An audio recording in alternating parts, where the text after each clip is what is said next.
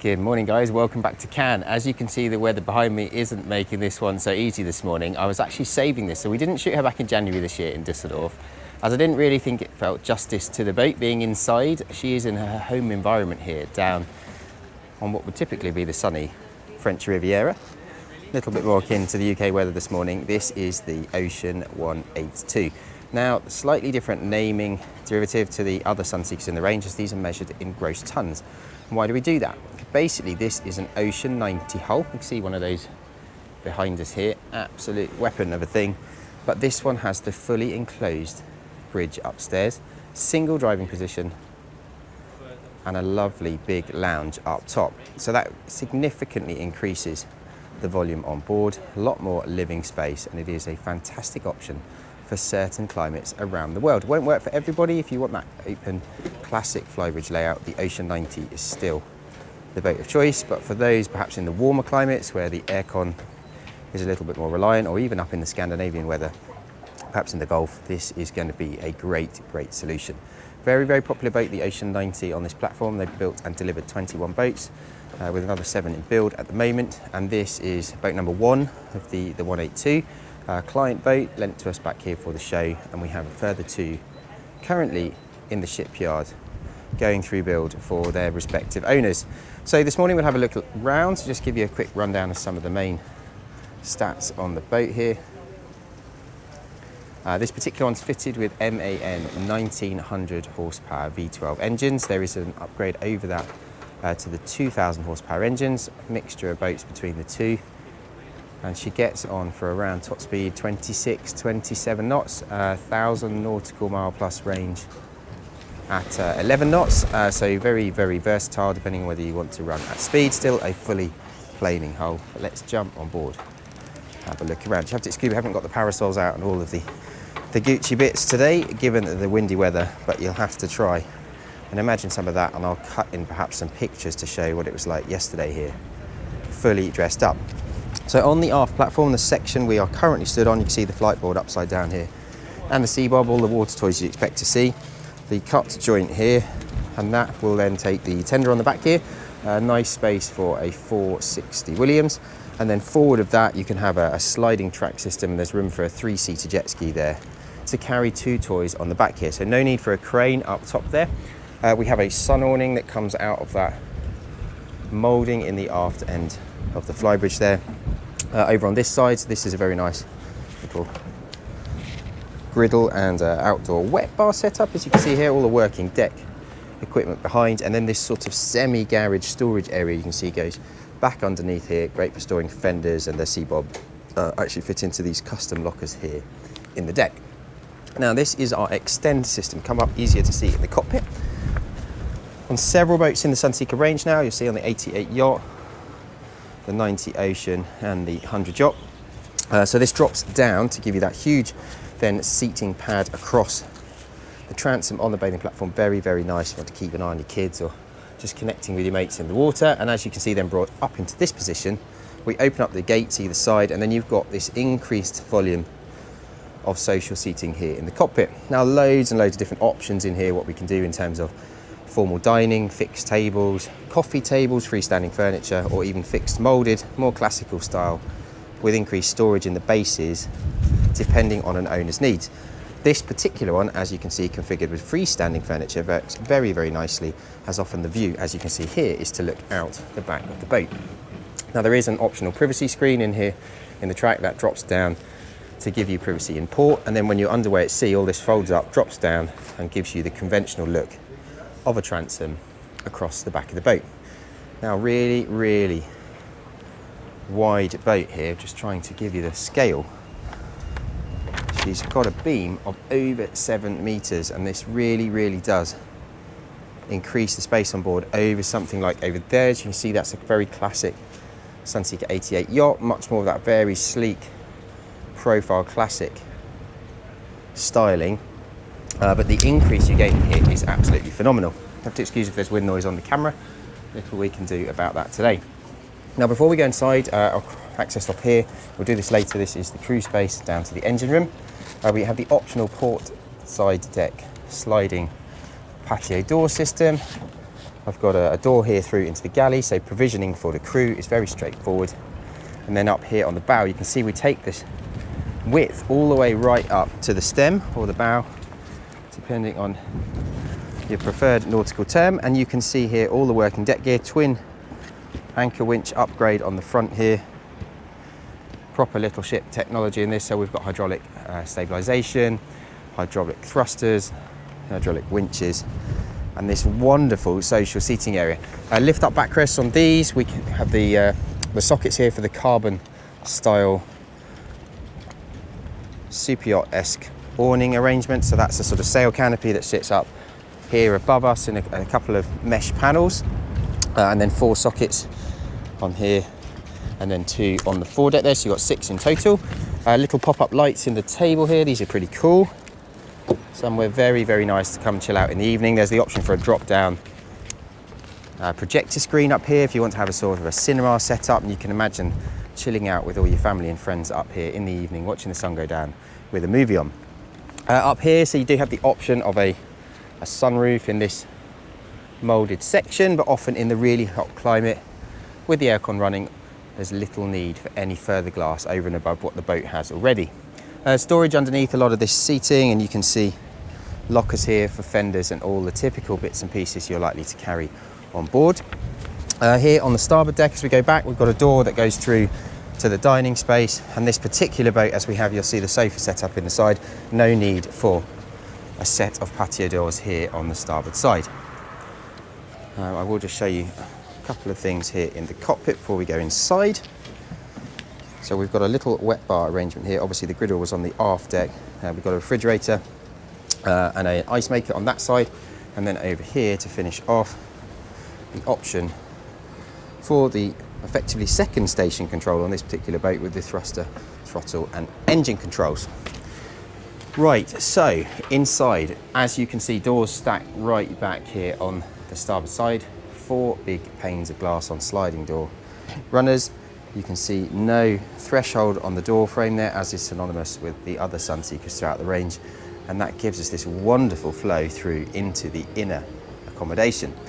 Now you'll notice from here we go all the way through to that lower windscreen with no bridge at all. So the galley has been pushed further forward compared to the Ocean 90, and let's come forward and see this from a different direction here.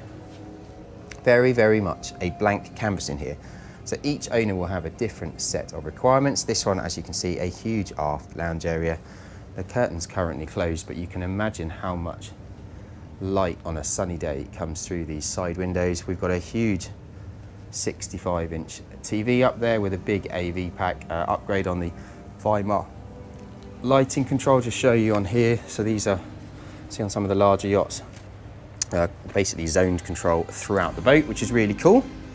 This is a kind of freestanding chill out area, as you can see here, with a couple of tub chairs, but you can do something more formal if you wanted to. Across here we've got the option with the day head. This would be a cloakroom as standard, but you can see that's quite handy if you've got guests on board just for the day. And then we come forward and you can see here, this one configured with the dining space and then galley opposite. Set up for 4 crew, so typically captain, hostess, deckhand, chef. Optional wine cooler on the end here. Lots of LED feature lighting here. We've got everything turned down fairly dim today, as we are expecting the sun to come out in the not too distant future, and that will brighten the boat up massively. Upgrades on the stone tops, and you can see this particular client opted to go with a satin finish lacquer on things like the galley panels here. It works very nicely in contrast with the wood over here. You can see this is the silver oak satin finish that has been in the Sunseeker range now for a number of years. And then we've got all these sort of walk-up bar arrangement. We've got a servery over here on the side for all the crockery and provisioning for time on board, as a boat like this often used by owners for extended periods. Now 2 stairwell accesses on these. So we've got 3 cabins down in the middle, same as an Ocean 90. And then down this one goes through to what effectively would be cabin number 2, or the VIP guest cabin. And this sits right up in the nose of the boat. So we've got that full, as we said up top, volume going right forward to the stem. So we keep the bed nice and flat. We haven't got the usual, as you'd see in a classic yacht style, you'd have to come up more in the the height, as the bow would be coming up here to more of a sharp point.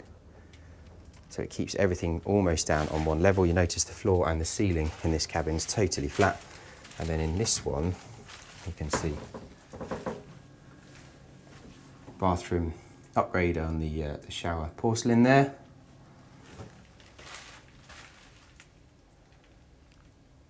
Uh, 55-inch TVs. All these cabins have been upgraded massively on the AV system, and then lots of wardrobe space, little vanity there. And let's head on back down the centre stairs before we go upstairs. So big old girl, these. They're 85 tons-ish, fully loaded with all the toys. We've got decent 1,500 litres of onboard water and 13,000 litres of diesel, as I was saying at the beginning. Safe range of 1,000 to perhaps 1,200 nautical miles, depending on your preferred running speed at that sort of more of a 11 to 12 knot displacement, but really does get up and go when you need it to. So we come down now into the guest accommodation midships cabin. So these are configured, as you can see, currently with a sliding bed arrangement. So this can be double or twin setup. The little centre line bedside tables there drop either side of the bed as required. Very handy for charter. And then of course, full ensuite setup there with a decent sized shower and what have you. Big TV there again, so it's massively spec this boat throughout. These are pretty much mirror image cabins, so we can do, if required, on these bulkheads, do a drop down Pullman bed to give extra singles if required, but often it's not about how many beds we can get on board, it's more the feeling of space you can give to each of the guests. And then forward, this really is the masterpiece of the boat. Just look at the beam in this owner's suite. So you would typically have had to go up to something in excess of 35 metres to get a cabin of this size, but you can feel that volume down here, say north of 7 metres, over a metre wider than a typical yacht of this size. Picture frame style windows here with LED feature lighting. And again, very, very configurable down here depending on what an owner wishes to do. This one you can see has got the optional 2 chairs with the tabletop over there. We can do a chaise, additional storage, nice sofa. We've played around with different bed layouts in here. And then on this forward end, this is kind of like a walk-in wardrobe cupboard area. We've seen a sliding pocket door in here. It's quite a nice touch to sort of close that off if you want to make the wardrobes even bigger. I've got a couple of ideas of things I'd love to try down here on the 90 platform, but generally they have been built as you see. Then we've got, of course, a his and hers style twin sink arrangement, huge shower with the usual rain shower up top there, beautiful detailing, all of the wood grain here in the doors, and then that huge TV here behind the mirrored panel there to tuck it away when not needed. Right, let's head back up and go and do the main bridge deck. This really is the selling feature of this boat. So beautiful staircase here. You can see obviously a lot of details gone into that so that we didn't leave the vista as we looked from the aft cockpit. And this curved stairwell takes us up here to the upper deck owner's lounge. Now again, this is very, very configurable. We can do a master cabin up here, for those that perhaps want 5 cabins. We could do more of a crude space, so we could have a closed off panel here, perhaps with a door to give more privacy to an owner behind, but perhaps if it's an owner operator, maybe you want 2 captain's chairs here, and then the aft deck back there, we could do a dining space. This one's got some loose furniture on, play around with the wet bar design, lots and lots of different options, depending on how an owner wants to use it. Now you can see, let's come and sit at the bridge. This is a proper explorer yacht style feel. So we don't have visibility all around. That's not required on a boat of this size. I've got a pennant flag up there. I can see where the nose is. And then the rest of the driving really is on my nav kit. I'd have my radar running, my nav plotter. And then I've got autopilot control and everything else nicely to hand here across the helm, very much like sitting in an aircraft control centre, and everything is to hand. From a docking perspective, we can put a station up on the aft deck here on the flybridge if required. We've obviously got the docking station downstairs, but typically these are designed to be a crewed boat, and as such they're all mic'd up, and the captain will be driving on the instructions of the crew for any close quarters manoeuvring. But obviously up running at sea, you've got this beautiful panoramic view. Just moving the camera around so you can kind of take in the visibility here, chance to see some of the other fantastic boats here at the show. And this is pretty much everything that I'd expect to see on the bridge of one of these. Now, so obviously we just had a chat about different options up here, but let's just have a sit down, get a flavour for how this works. Obviously the doors all shut up with the weather not playing ball this morning, but we've got big 55-inch TV over there, loads of glass throughout so we can see everything we possibly want to from here. But you imagine all of the doors stacked back here onto the starboard side of the boat really opens this up when the weather allows, and then you can integrate the two areas as required. We've got a wet bar set up here, owner spec on the aft deck, and as you can see, some lovely freestanding furniture to give a very private place, whether you're in port away from what's going on the quayside below, or just somewhere at slow speed underway to come and chill out and enjoy the wake shop behind the boat as you move between destinations. Loaded up, we've got a 6-foot 72 nautical mile radar up top there, and all of the typical kit you'd expect to see on a yacht of this size. Very, very nice indeed. So let's go back down, let's do that all important machinery space and finish off having a quick look round the crew. Now this boat absolutely loaded, so we start at £8.295 million, and this one loaded up with just under 9.5 million as you see her. Guys getting the boat ready this morning, so I don't want to get under their feet. I'm just going to squeeze past here. Let's pop the door. Go and have a look downstairs.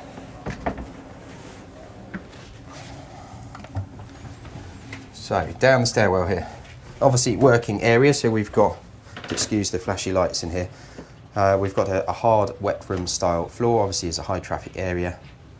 Nice little crew mess here, obviously generally served by the chef upstairs when prepping in between guest meals. And then we've got cabins here with 2 single beds. Pop the lights on so you can just see how that works. Those are both twin cabins, and then we've got the upgrade for the dual laundry there, and then this is their bathroom with shower and what have you. We've got some upgrades of things like TV systems linked into the nav system. We've got monitoring panel up there, obviously VHF and what have you, so they can keep an eye on things. There's a chart plotter up top there. AV pack with the TV, 32-inch I think it was in here. And then upgrades, there's 2 32 kilowatt generators in here. Obviously very, very compact working area, but we have got everything we could possibly need in here. So there's line voltage transformer for the shore power, dual inlet on the shore power. Come across here, you can see tucked outboard, all of the upgrades, tropical spec aircon on this particular one. We've got the second generator tucked out in the back there.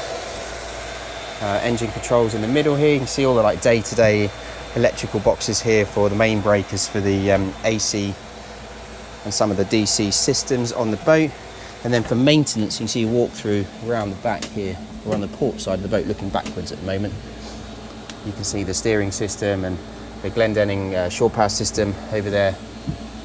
And then things like your water strainers down the middle there. Compact, but does everything you need in terms of a yacht this size to keep the boat operational all through the season and for the day-to-day servicing. There's a secondary access emergency hatch there that goes up onto the main deck for access if ever required. And that is pretty much it. So let's back up, squeeze past this chap outside. Just once again.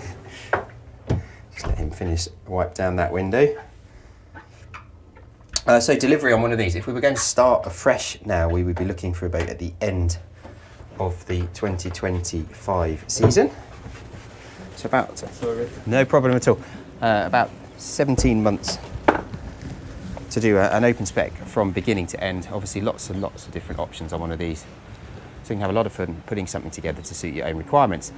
There are a few days still going here at Cannes, but after that, if you wanted to see something like this, say we do have some boats in build in the shipyard, love the opportunity to talk you through it in a bit more detail and try and create something that will suit your own planned usage. Contact details always, it's james@sunseekersouthampton.com, or the mobile is +44 7747 686 587. Nice to show you around today, lots to see here still at the show. See you soon.